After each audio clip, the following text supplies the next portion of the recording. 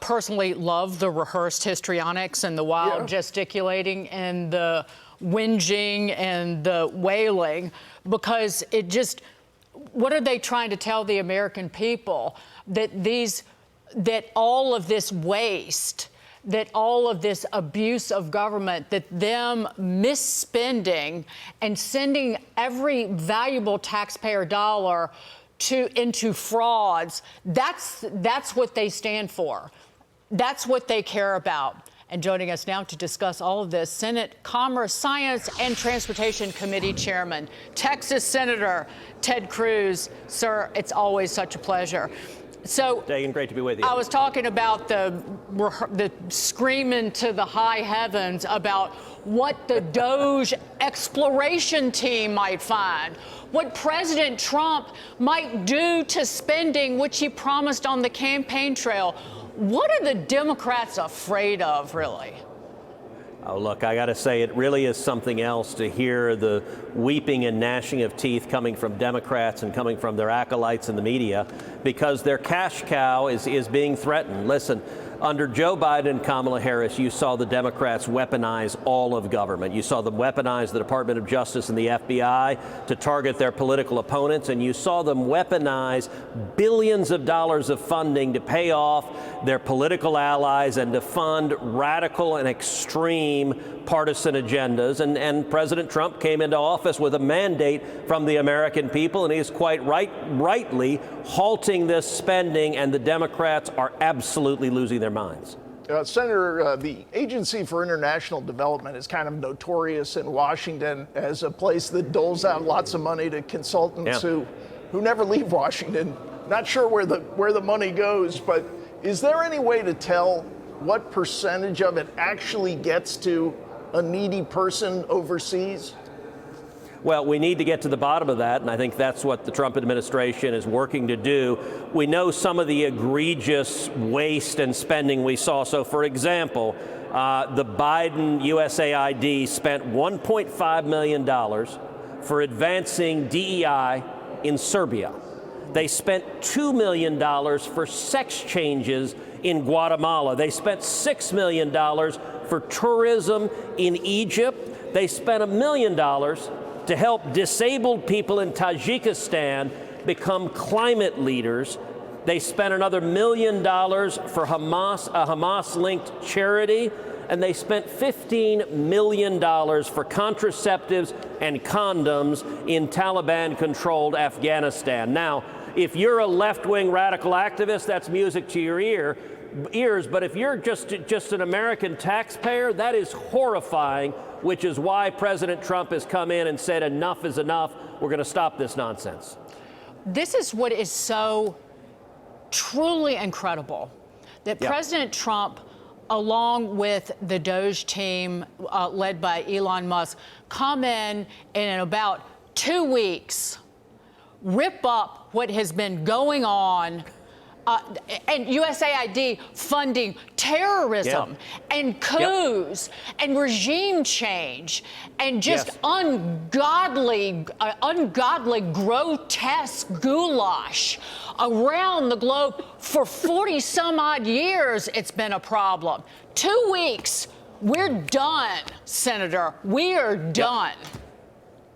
Well, and look, this was desperately needed under Joe Biden. I blocked one of the senior appointees to USAID because USAID was flowing money to Gaza that was going straight to Hamas, and they were doing everything they could to hide that. And we're not going to do that. We are not going to allow this to happen. And I got to say, it's really striking to see the reaction of Democrats and a lot of folks in the media, where they have convinced themselves that Elon Musk is the devil. I like the title of your segment just a moment ago about DOGE derangement syndrome, because it really is that Elon is living rent-free in their brain, and I'm grateful that he is working round the clock to root this out and end it, and it's exactly what President Trump was elected to do.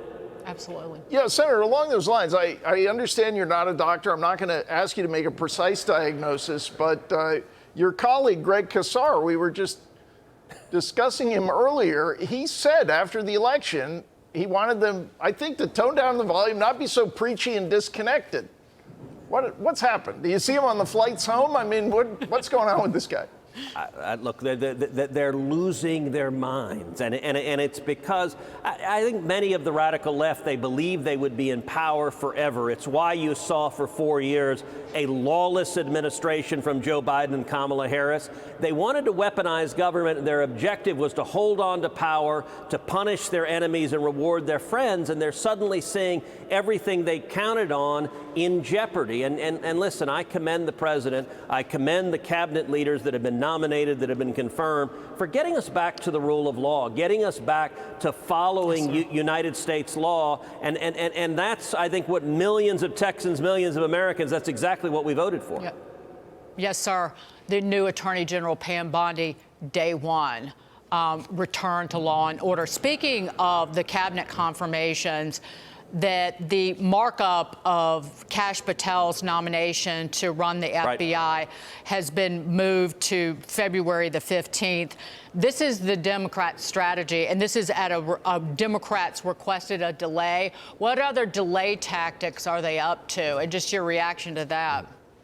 Well, listen, Democrats are going to obstruct, they're going to delay, they're doing it on practically every nomination. Now, what Republicans in the Senate have been doing is we've said, we're going to fight you, we're going to keep you here. If need be, we'll keep you here all night, we'll keep you here through the weekend. We're going to get these cabinet members confirmed. I believe Trump's entire cabinet will be confirmed. I think every one of them will be confirmed, and I think they'll all be confirmed within 30 days. And we've seen that when Republicans stand up to them and force them to stay late into the night or through the weekend, the Democrats cave and say, okay, we'll stop delaying and we'll expedite these. I'll tell you where we are right now. We are substantially ahead of the pace of cabinet confirmations for Joe Biden. We're also substantially ahead of the pace of cabinet confirmations for the first term of President Trump's term, and we're going to keep fighting until we get every one of these cabinet members confirmed. Just really quickly, Senator, before we go, the Senate Republicans have a big meeting down in Florida. The House leadership was over at the White House for a long time today. Yeah. Any insight into what the Republicans in the Senate, discuss about particularly the tax bill, the first big steps legislatively that come out of your chamber? So President Trump spent about 2 hours with Senate Republicans week before last. We'll be with him again tomorrow night at Mar-a-Lago. And the focus really is on delivering on our promises, that we have a mandate and we've got to deliver. Number one, we got to secure the border, and we are going to pass. So the president right now is enforcing the law. He is deporting illegal immigrants and criminals. Congress is going to follow up with the funding to build the wall and to make sure we have the resources to secure the border. But number two, we need to unleash American energy. We need to drive down costs. We need to rebuild our military. And we're going to extend the 2017 Trump tax cuts and get the economy roaring back, because people want jobs. We want opportunity. And I'll tell you, the president is also ending the foreign wars that Joe Biden and the Democrats got us in. Okay, so you like the tax cuts extension in that first bill? So I actually think the better approach, that there's a debate between the House and Senate whether we do one gigantic bill or whether we do two separate bills. The House Speaker thinks we should do one gigantic bill. The Speaker's a good friend of mine. He's a good man. Yeah, he's right.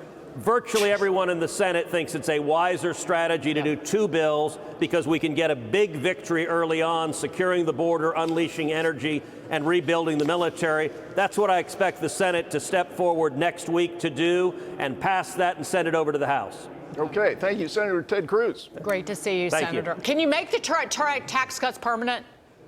Amen. That's exactly what we're going to do. Thank you, sir.